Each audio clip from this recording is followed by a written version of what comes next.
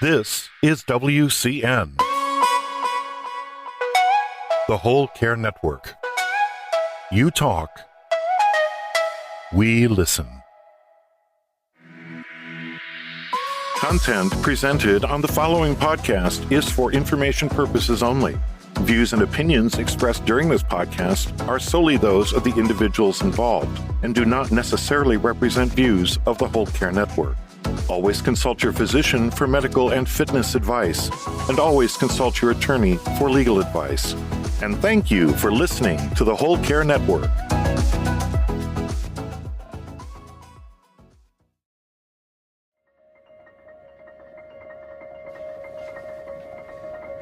Have you ever met anybody that has caregiving on their bucket list of things to do in life?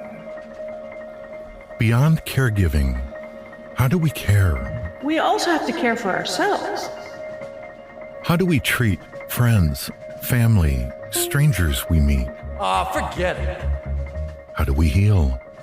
The physical, social, financial, spiritual.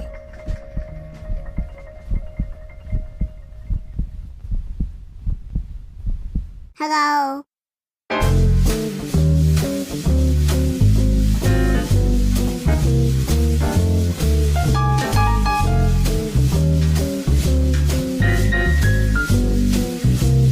By creating healing ties. Tying it all together like a bow tie. With your host, Christopher McClellan, the bow tie guy.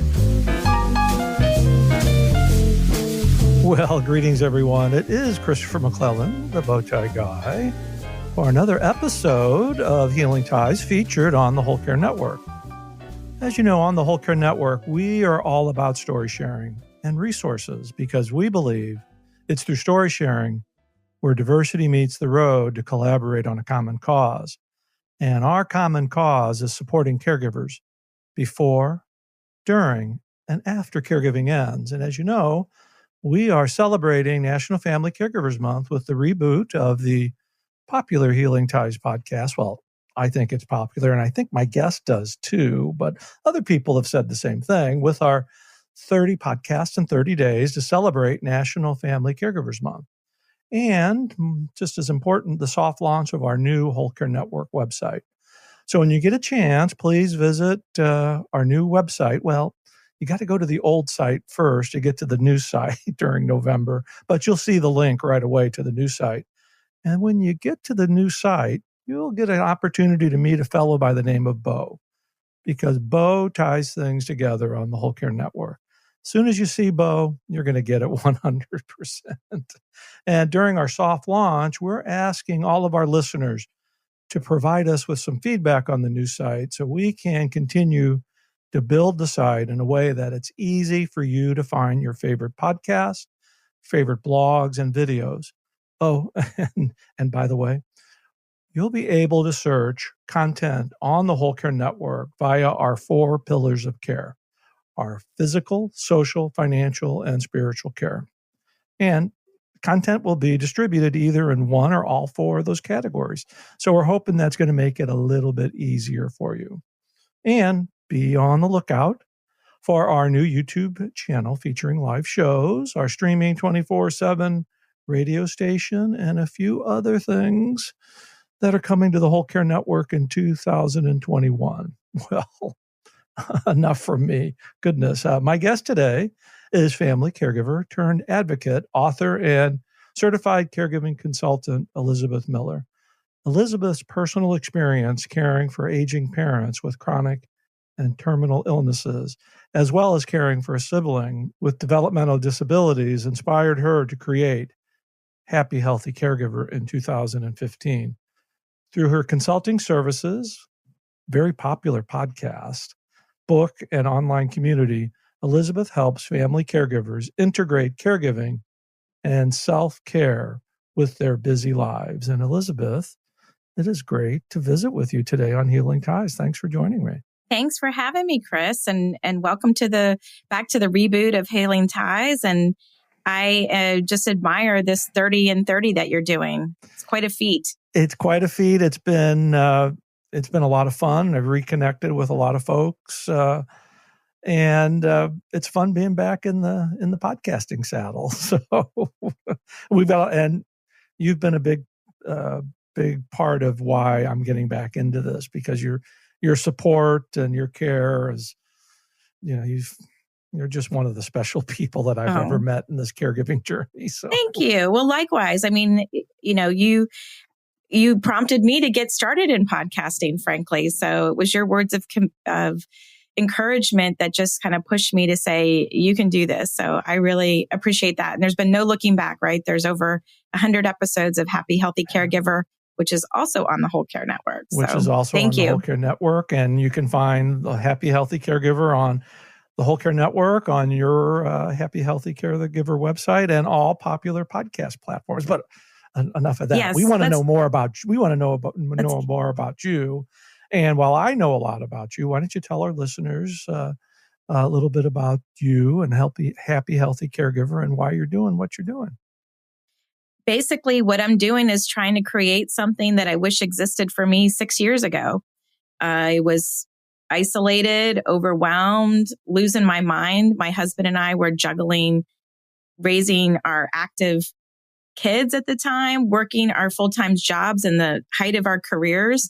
And we have these aging parents that really needed us. His mom had lung cancer. My parents have had chronic health issues. We have now lost all three of them in the past 6 years. My mom recently, this past September.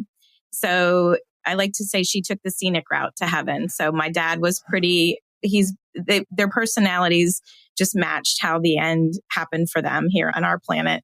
But it's been a roller coaster, frankly. So I looked for things that I wish existed for family caregivers. I didn't even know I was called a family caregiver 6 years ago. I just thought it was a woman losing her mind. And I identified with sandwich generation, being squeezed between aging parents and children and caring for everybody, and knowing that in caring for these three people that I am going to burn myself out if I don't change the trajectory of things, because all of them were in the situation, frankly, that they were in, my mother-in-law, my parents, because of lifestyle choices. And so it became very clear and apparent to me that I needed to flip everything upside down, pay my health and happiness first, right, and see what kind of dividends that would reap for everybody. Isn't it amazing as we get the privilege to work with caregivers not only across the country, across the globe, that the issues are so similar about self-care, about isolation. And that's why I just love the name of your brand, Happy Healthy Caregiver. Thank you. Because it while caregiving is hard, where there's no doubt about that, there's no greater honor than to care for somebody else. And we want to be happy as much as we can. And you're making that happen. Thank you. It was intentional to, I tried on the venting part and it didn't quite work for me. So just having this, people sometimes call me the Happy Healthy Caregiver, and I'm like, oh, no, this is a work in progress here. Right. That is the beacon of the goal for all of us, is to figure this out and to make it easier for somebody else is ultimately what I would love to happen. And you just mentioned a word that rang in my head about intentional self-care for caregivers. It is so important. That's one of the most important skills for a caregiver to learn, especially early on, is the intention of taking care of yourself first. Mm-hmm. I know there's some eye rolling happening, probably people listening like they're, we're not here to shit all over you. Right. But I'm just speaking from experience here. Exactly. That, in trying on different things, and self-care for caregivers, it doesn't have to necessarily be bubble baths and girls' night outs and weekends away. It can be, but it's really about learning how to say no, setting boundaries, asking for help, finding little power pellets in your day that can energize you to kind of keep going, and figuring out what that looks like. And so over the past 6 years, I've tried on different things that people have said may work, and love to write and talk about them and share them and connect people to other things. We're all different. We're all different humans. We're all different humans, but when we share our story, we all learn a little bit about each other, and we're able to take some timely tips from our stories that not only validate, but really provide us with some rest and relaxation because we realize we're not the only ones doing this. No, and we're modeling, like in my case, I'm modeling it for my kids, Oh, very good. And so I don't want to show them this version of myself that could be exhausted and depleted. I need to model for them how to figure this out. These are part of the tools to give them as adults. I want to shift gears just a little bit because, as you mentioned earlier, you just recently lost your mom. Mm-hmm. And I was able to certainly appreciate you sharing the information as you do so well on social media conversations that we've had. But grief during COVID, it's certainly different. It sucks, frankly. So it's been a grief overload year, frankly. In fact, my next podcast on the Whole Care Network is going to cover that topic. So grief comes in different ways. Losing somebody is definitely a grief, but I've had a grief in my job. I was furloughed for a few months, my day job. Mm-hmm. I've had a grief in my kids, leaving the nest, an empty nester with both of them in college. We're all grieving, frankly, our whole world, the things that we haven't been able to do. We've had a lot of milestones in my family. My husband turned 50. My daughter turned 21. My son graduated high school. So we've had to figure things out. And I think the theme of this year, though, has been grief, but out of the grief, I like to kind of find the good in things, right? And so resilience, this is where I'm landing. That is a beautiful word, resilience. How do we get to resilience, though, during all this grief? Everybody knows my story. I struggled with my grief. And it wasn't until, I'd say about a year and a half ago where I just kind of stepped outside of it and maybe stepped into my comfort zone, because I think the important message is it really happens in your own time. There is no timeline. You can't force it. Mm-hmm. No, and sometimes I think what helps me when losing a physical person is, what would that person want for me? What kind of life do they want me to live and mm-hmm. take from this? And so certainly, none of them want me to just wallow in it. They would want me to celebrate their life, talk about them often, pass on the family traditions and the memories, and keep their spirit alive. And that is such an important message to carry on. Keep the spirit alive. Goodness. Mm-hmm. So now I'm going to shift gears again because I want to talk to you about your book. Ooh, yeah. I love that topic. Yeah. The book I wrote just had its 2-year anniversary. Mm-hmm. That's called Just for You, a daily self-care journal.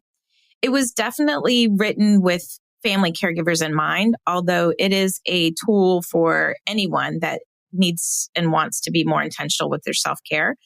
Would make a great gift as well. But I wanted people to be intentional with self-care and find a very doable way to do that. And so one of the things that has helped me is journaling, mm-hmm. just kind of getting in touch with the emotional side does not come as naturally for me. I have to kind of work at that. Right. So having a little prompt on a journal, a daily prompt, gets me in that mindset and thinking. And there's some fun pages, between the months. But I love the idea that everybody's thinking about the same prompt on the same day. And if I'm being honest, I don't do it every day because that's real life. So that's real life. That's real life. And so I enjoy, since I've been in 2 years of this, like going back and looking at what I wrote. Maybe I've enhanced it a little bit. Maybe I add to the blank page that I find. And I think it's going to be a really cool legacy and a history to leave behind for my family. I know when Richard first got sick and I'm looking for an outlet, I had never blogged before. And that's when I started the Purple Jacket blog in 2011. And I go back and I look at what I wrote in 2011, 2012. And then as the disease continued on, there's some comfort there that you can go back and look at and experience with your care partner. For me, it was my loved one. And having I think journaling, blogging, whatever you feel comfortable is one of those areas that I would suggest caregivers as they feel comfortable to do it. And even if you don't share it with anybody else, you've got that timeless memory that's right there. Yeah. Try it on is what I say. Try it on. See if it fits. See if it fits like your purple jacket there, Chris. I wish it did fit right now, but that's for another conversation. Yeah, but it may work for you and it may not, but it's you won't know unless you try. Won't know unless you try, and it's just another outlet that I guess we can coin it. It's an outlet for self-care. Definitely, it's because everything in there gets you in touch with, your dreams, your childhood memories that are happy, what a perfect day would look like, what's something good that happened to you recently. I think sometimes we just don't reflect back on like what's going well. It's just constantly what's not going well. And it's like, hey, let's pat ourselves on the back a little bit, or let's put some dreams out there that we can start working for and have fun with it.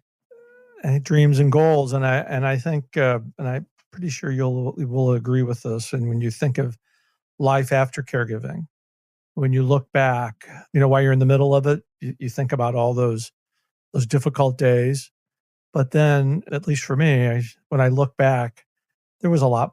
There's more better days than bad days. It's just those bad days when you're in the middle of it just really stuck out. But I have nothing but terrific memories, and it's because I can go back and read the blog and reminisce, and we all need to do that. I think that what I have learned by sharing words on paper is that the more transparent I am, frankly, and that's something I had to get comfortable with. And now it's like, what do you want to know? So, but the more transparent I am, the more clearly I see myself. And it's been a great learning process for me. I've learned a lot about myself in 6 years and what's important to me and the values, and all of that is priceless, frankly. And think of how many people you're helping through your writing and your podcast. I hope so. I know so. I see the comments. Thank you. Comments. So Elizabeth, this is probably a great time to take our break. And I have to forewarn you, as I'm doing with all of our guests here in our reboot in 30 and 30, after the break, I'm going to come back and ask you for a fun fact about you that I may not know, and I certainly know our listeners are going to want to know about you. So get your thinking cap on. I'll be ready. Okay. Well, you're listening to Healing Ties on the Whole Care Network. We will be right back. Tomorrow on Healing Ties 2.0. We have a great program I'm so proud of that we're basically doing free respite care, and it's so needed. My God, imagine when we were caregiving and somebody goes, hey, Chris, you want a break for an afternoon? You want to get away, man? Want to get away? Hi, this is Gary Joseph LeBlanc from the Dementia Spotlight Foundation. Make sure you don't miss the show with Chris McCullough. We're going to have a great show tomorrow. Please be there. You're going to enjoy the whole thing. It's going to be awesome. Join us tomorrow and every day in November for 30 shows in 30 days. Healing Ties 2.0. Available at thewholecarenetwork.com/Healing Ties and wherever you listen to your favorite podcasts.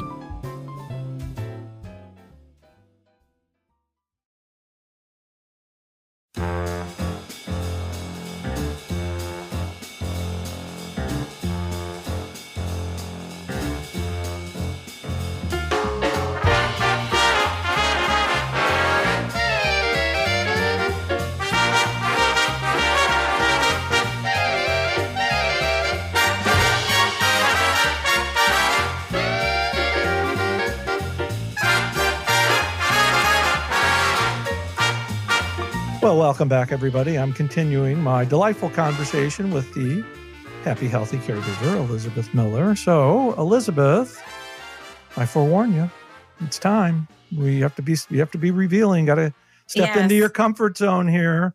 What's that fun fact? What's that fun fact we all want to know? I like it because you give me a taste of my own medicine. I always put people through the lightning round on my podcast. Yes, you do. And sometimes I get tongue-tied. My fun fact that people may not know, and that I don't think you know, Chris, is that after college, I went to Penn State University. After college, I went backpacking with two of my girlfriends to Europe. We went to 13 countries in 9 weeks. I had a total budget of $3,000. That was like graduation money. My grandma, I think my family member got my Eurail pass, and my grandma bought my plane ticket. But my spending money and everything for hostels and all of that and gifts was $3,000. And I had a little Casio watch that had a calculator on it. That was one of my roles, as I was the money converter, because there was no no European currency, common currency then. And it opened up my world, and I definitely got bit by the travel bug hard, and have dreams. We've had amazing vacations with my kids that I've gotten to go back to some of these places. And I have a lot of places still I want to go. Well, I did not know that about you. And maybe as we are able to, once we get back to traveling, we could set up a trip with Happy Healthy Caregivers through the Whole Care Network. I would love that. I would love that. Would that be fun? You think about how hard it was then. It's like we didn't have phones. I had the Let's Go Europe guide, and we look at a map, and we used to kind of say to each other, what's the one thing you wanted to do in each city? Like my girlfriends took a lot of pictures, but probably couldn't see them instantly, right? You had to wait till they got developed. And then we would call home on Sundays. Like, I don't even believe my parents let me do this, frankly. We would call home, and they would do a 3-way call between the families on Sundays. And I just am thankful that my parents let me do that. And you probably called collect. Yes, we called collect. And there might be people listening on this podcast that don't know what the heck calling collect. I know. I'm really aging myself, but I didn't say that. Yeah, I'm going to own it. I mean, it's okay. I enjoy that fun fact, because traveling, especially here in the last year and a half, has really changed my life, and I'm a little bit more goal oriented, and I want to live in Europe the rest of my life, and do podcasts from Europe, and I think it's a great way to do that. And I don't know if I want to live in Europe the rest of my life, but my husband and I have fantasies of renting a place, staying there a month, seeing the heck out of everything around it, and then planning to go to a new place and do it and just rinse and repeat. And that sounds amazing to me. So I think that's something that I might want to tag along with you. Here you go. Yes. You got to love food. Oh, well, that's part of the problem, but that's okay. Yeah. Oh, goodness. Well, Elizabeth, with the stories you share and the work that you do, you are certainly someone who's creating healing ties all around us. I can't thank you enough for joining me today. Thank you, Chris. You've enriched my life. I'm glad to know you, and thank you for what you do. But before I let you go, let our listeners know how they can be in contact with you and find Happy Healthy Caregiver and your podcasts and all your work. Best thing to do is just go to happyhealthycaregiver.com, and that will lead you down any path that you want: the podcast, the blog, email list, social media, book, whatnot. And your podcast is available on all popular podcast platforms too. So, and more to come. Yes. More to come. Yes. Well, what a great conversation today with Elizabeth Miller. And I just hate when we have to close these podcasts, because I can talk forever with my wonderful guests like Elizabeth, but you got to preserve your energy. You got to preserve the energy. Yeah. These are 30 podcasts in 30 days. Yes. We're not messing around. Well, that does it for this episode of Healing Ties. As you know, I'm Christopher McClellan. You might know me as the Bowtie Guy, and I've created a life to love after caregiving ends by sharing stories, resources, and being with awesome people like Elizabeth Miller. Healing Ties is produced in the posh studios of Odd Box Production in downtown St. Louis, Missouri, and is part of the Whole Care Network. Check out our soft launch of our new Whole Care Network website, and be sure to meet Bo. And please subscribe to Healing Ties wherever you listen to your favorite podcast. We'll see you for another episode of Healing Ties, tomorrow, as we continue our 30 podcasts in 30 days to celebrate National Family Caregivers Month. Thanks for listening. Take care. Bye for now.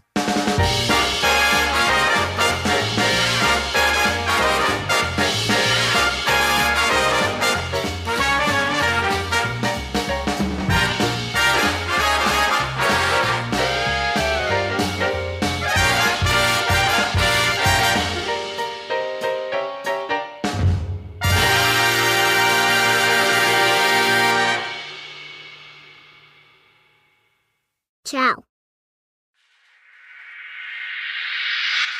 This is WCN, the Whole Care Network. You talk, we listen.